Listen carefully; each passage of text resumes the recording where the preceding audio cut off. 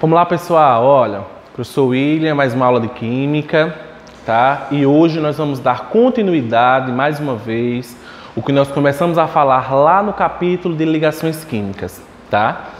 Mais uma vez, a gente vai dar continuidade sobre isso, vai começar a memorizar como que essas moléculas elas estão partilhando ou estão transferindo os seus elétrons e vamos poder observar como que acontecem algumas interações as quais deixam presas as moléculas que nós as conhecemos hoje, tá?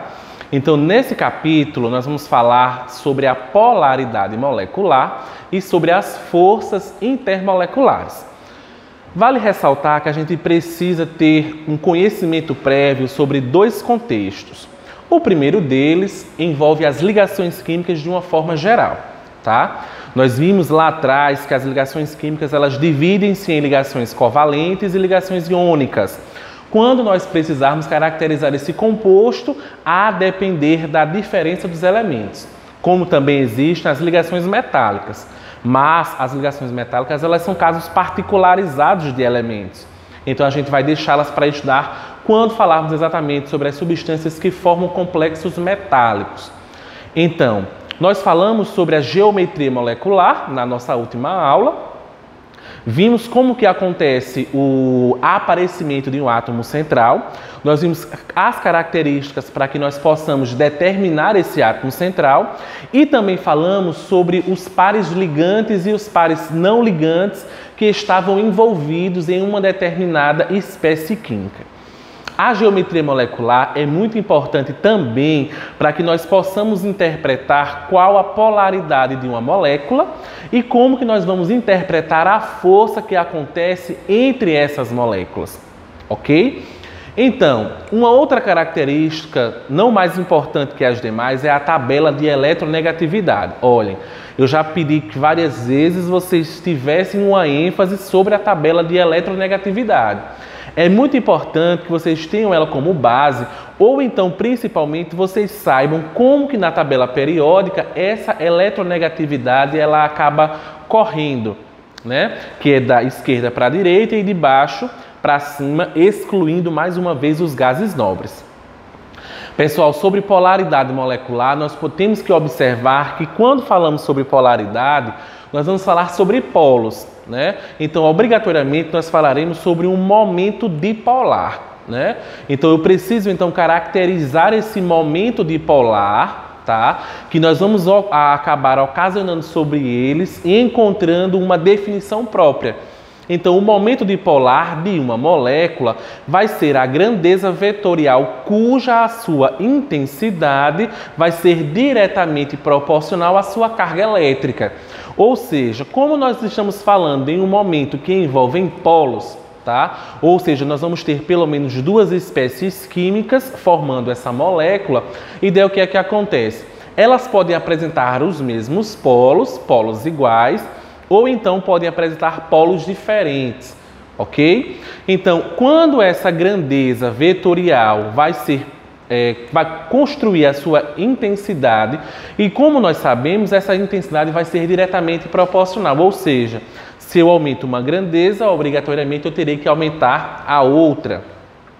Essa carga elétrica vai ser efetiva de um dos polos e a distância que vai ocorrer entre essas cargas. Então, essa é a caracterização desse momento dipolar. É muito comum também agora vocês poderem observar sobre essa grandeza vetorial na física, né? Quando vocês começam então a falar sobre os vetores, que é representado por aquela letrinha chamada diucrâmetro, né?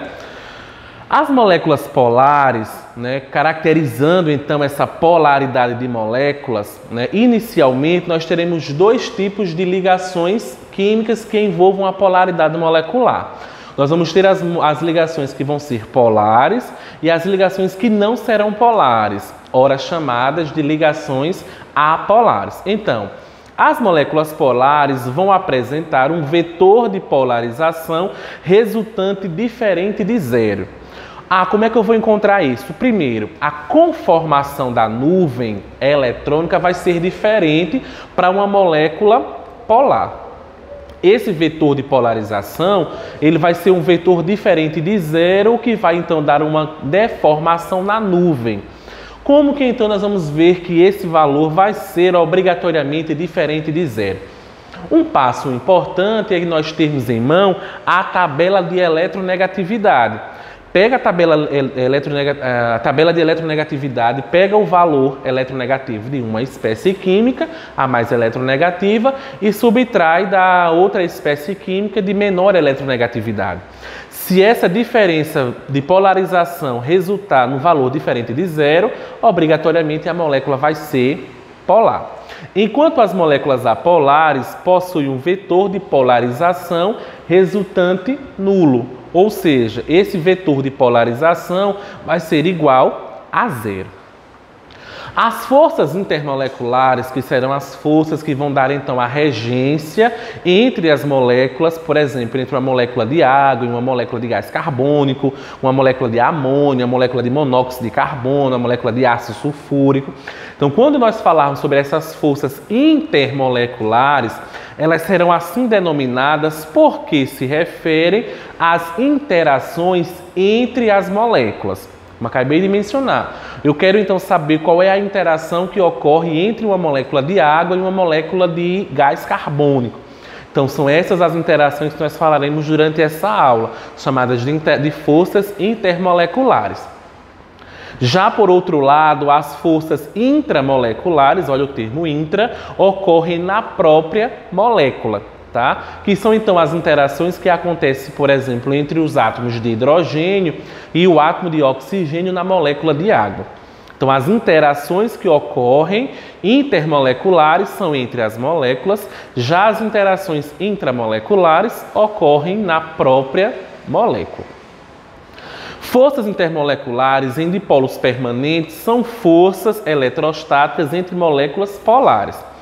O que é que acontece? As duas ligações que nós falamos, ligações polares e ligações apolares, elas têm interações intermoleculares que acontecem entre as suas moléculas. Daí, então, nós vamos falar sobre três condicionantes sobre essas forças intermoleculares. Como acabei de mencionar, o momento dipolo que vai acontecer entre os dois polos que formam as moléculas vão ser exatamente esses dois polos que aparecem aqui. Esses dois polos serão permanentes se as moléculas forem exatamente polares, tá? Então, para as moléculas polares, nós vamos ter duas condições, tá? Dipolo permanente e as ligações de hidrogênio. Nós vamos explicar sucintamente como acontece cada uma delas já já. Então, nessas forças intermoleculares, na primeira dela, que caracterizam as moléculas polares, nós vamos ter as interações dipolo permanentes. Vão haver autores em outros livros também que vão dizer dipolo permanente e dipolo permanente. Ou simplesmente dipolo ou dipolo permanente. São valores semânticos para o mesmo condicionante desse primeiro tipo de molécula polar, tá? Também são coisas como fulas dipolo e o que é que acontece? Essa interação eletrostática é forte, tá? Mas nós vamos dizer que essa interação do tipo dipolo permanente é uma interação do tipo dipolo comum, tá? É uma ligação covalente polar comum, que é a mais comum de acontecer, tá?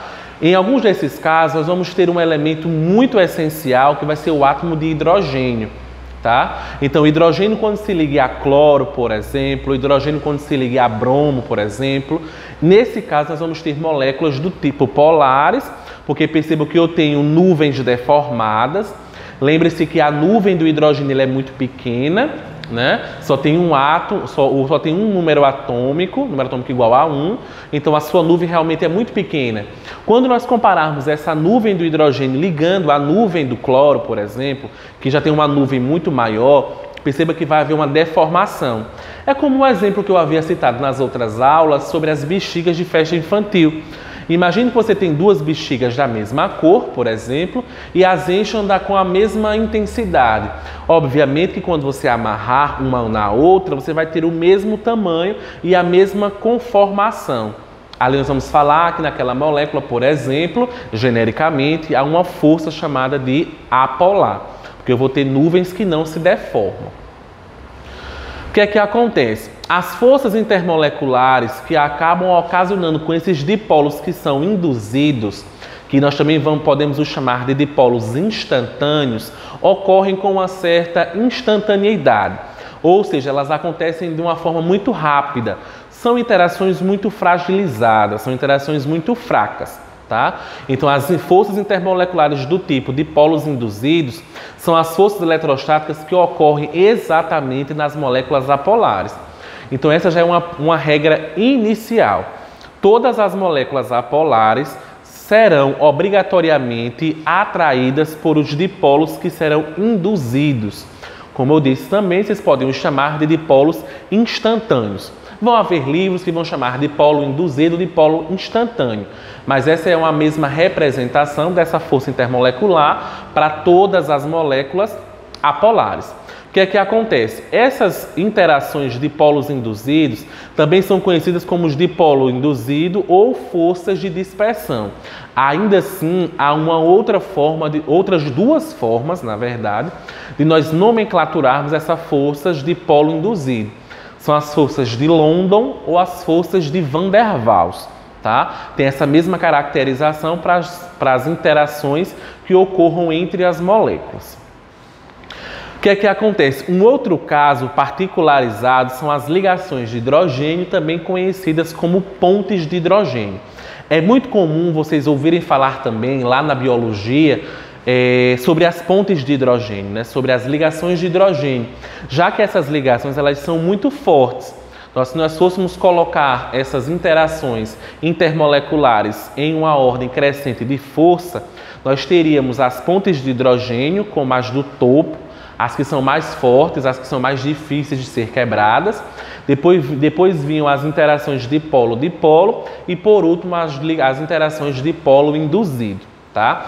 Caracterizando essas ligações de hidrogênio, elas são do tipo dipolo-dipolo, porque caracterizam as ligações polares, tá?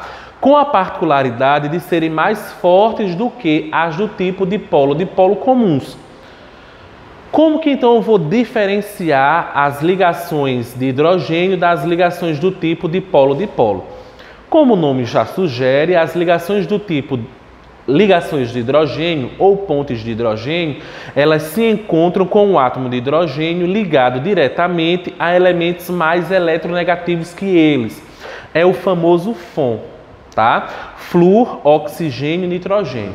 Então, todas as vezes que nós tivermos os átomos de hidrogênio ligados diretamente a uma dessas moléculas, nós vamos ter então as chamadas ligações de hidrogênio ou simplesmente pontes de hidrogênio. Essas ligações eletrostaticamente são as mais fortes, nós vamos a conhecer, mas nós vamos destrinchar cada uma delas, como que elas vão acontecendo paralelamente.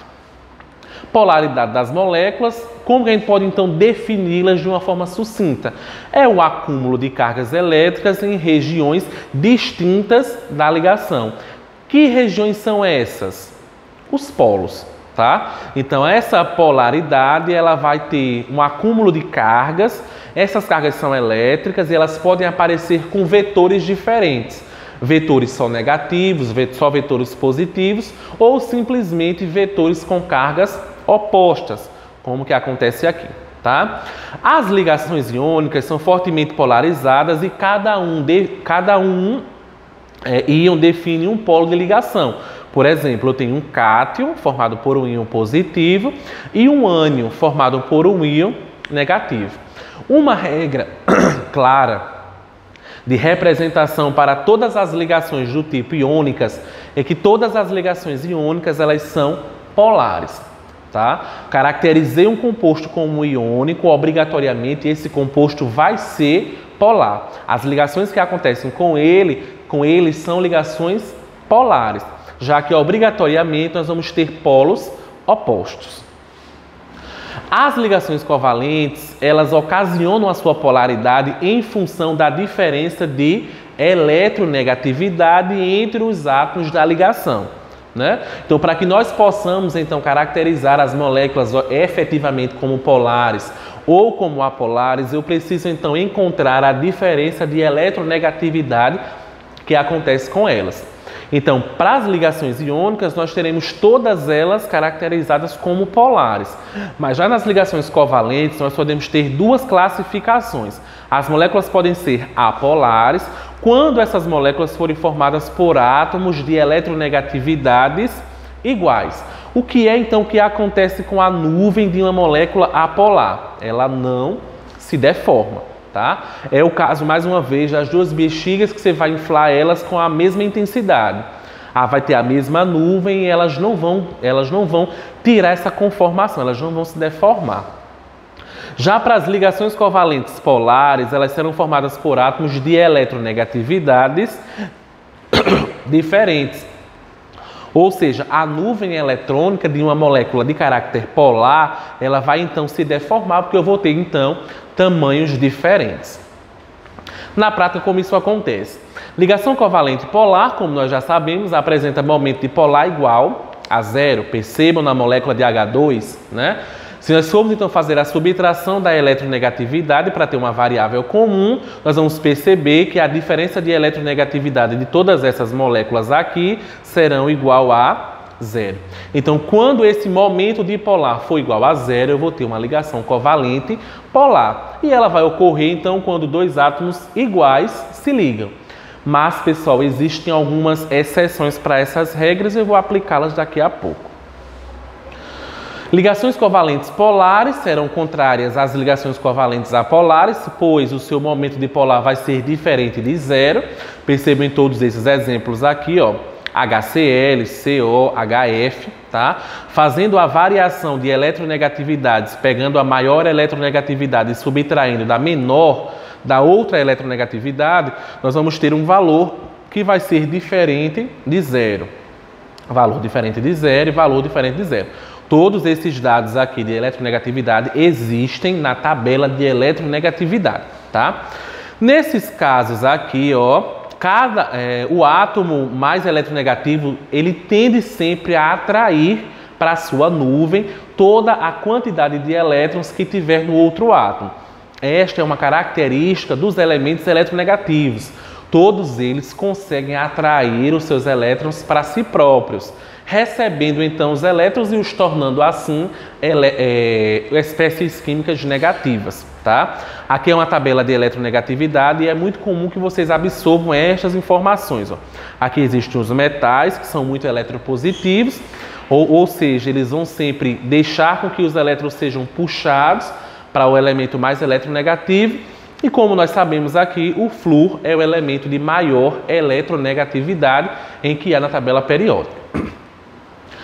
Um caso que nós vamos estudar dentro dessas ligações que acontecem junto à polaridade são os casos que ocorrem com a polaridade das moléculas, tá? Perceba que nós temos aqui dentro de um recipiente uma infinidade de moléculas e essas moléculas aqui elas vão ser atraídas por polos diferenciados.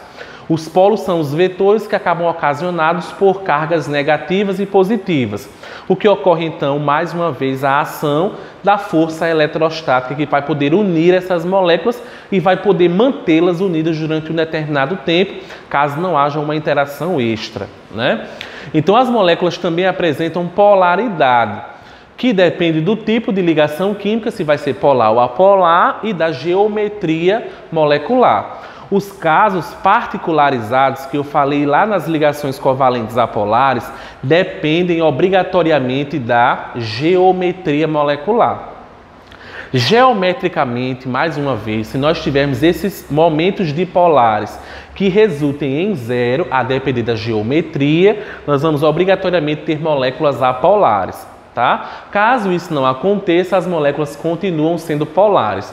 É mais uma vez aqueles casos em que aparece um átomo central, quando tem um par de elétrons ligantes isolados, obrigatoriamente vai dar uma conformação geométrica espacialmente diferente para a estrutura. Daí então precisa-se então recorrer à geometria para encontrar a polaridade, caso haja uma certa diferença entre essas moléculas.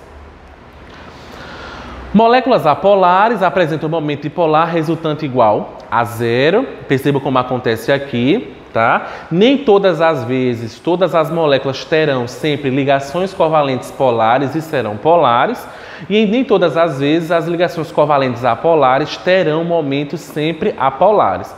Vão haver diferenças em que acontecem com eles. Por exemplo, Uma molécula será apolar quando todas as ligações que a compõem forem apolares. Gás hidrogênio, gás cloro, gás oxigênio, percebo que em todas elas a ligação vai ser apolar, porque eu vou ter um momento dipolar igual a zero, né? Mas também todas essas moléculas também serão apolares, porque os seus vetores eles não se anularão porque terão a mesma carga. A soma total dos momentos dipolares também for igual a zero. Esses são os casos que eu mencionei, que eu preciso da geometria molecular. Esses 3 casos são os casos que mais acontecem e que vocês precisam memorizá-los para caracterizá-los como moléculas de caráter apolar. São eles o gás carbônico, o hidreto de berílio e o tetrafluoreto de boro, tá? Essas 3 moléculas aqui, apesar de apresentarem ligações covalentes polares, tá? São moléculas apolares devido à sua geometria molecular. Lembre-se que aqui o CO2 ele caracteriza então como uma molécula linear, mas o que é que acontece? Os polos para eles vão se anular, né? Vão ter valores iguais a zero. Logo, essas moléculas aqui, todas elas terão estruturas moleculares de caráter apolar. Apesar de apresentarem ligações polares, são moléculas apolares.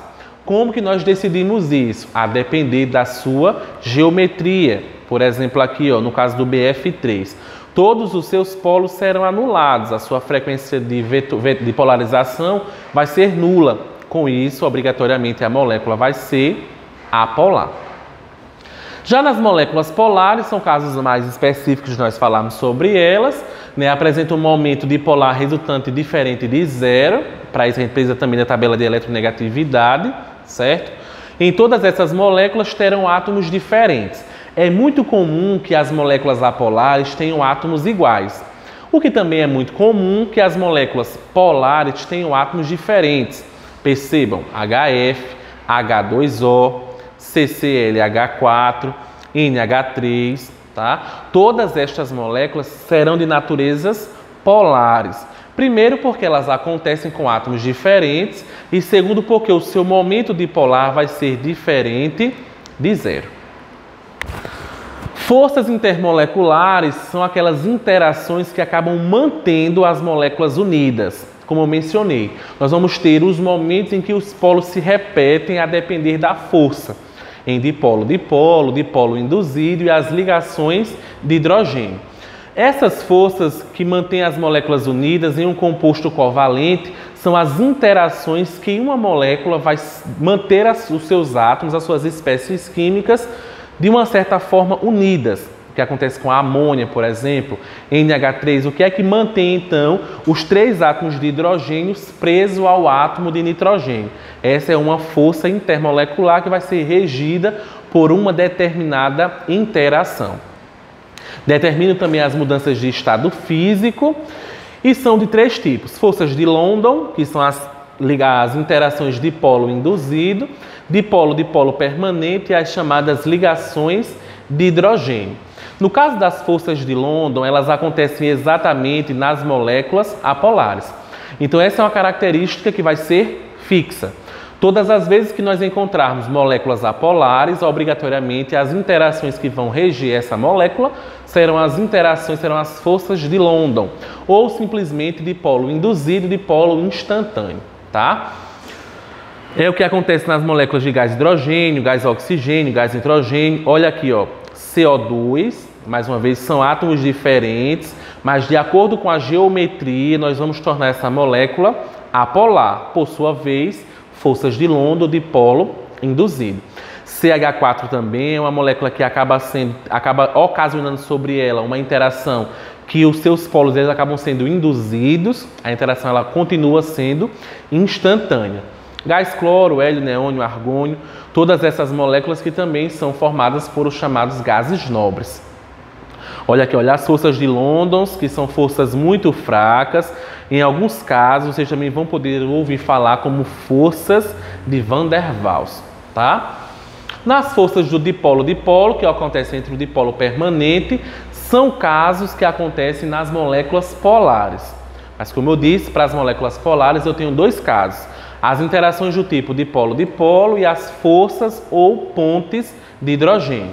Vai ser dipolo-dipolo quando essa ocorrência acontecer entre um elemento qualquer que apresente cargas opostas, ligando a outro e tenham nuvens de tamanhos diferentes. Tá? É o que acontece com o ácido clorídrico, ácido bromídrico, ácido sulfídrico.